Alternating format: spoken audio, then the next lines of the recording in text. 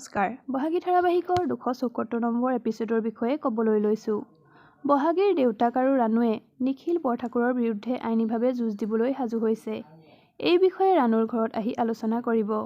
তেতিয়া বহাগীৰ দেউতাক বিমলে প্ৰমাণ হিচাপে নিখিলৰ লগত থকা লাহনৰ কথা ক'ব আৰু লগতে লাহন নিখিলৰ দেউতাকৰ লগতো থাকে আৰু এতিয়াও নিখিলৰ লগতে থাকে এই কথা ক'ব আৰু তেতিয়া ৰাণুৱে আচৰিত হৈ ক'ব, লাহন মানে বিশ্ব লাহন, সেই অকৰা ল'ৰাজন।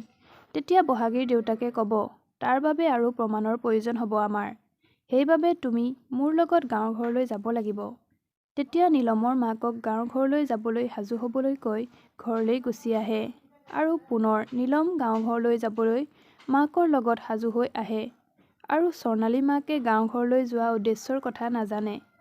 তেতিয়া নীলমে মাকৰ আগত সকলো কথা কৈ দিয়ে আৰু মাকে দেউতাকক এইবোৰত নোসোমাবলৈ কয়।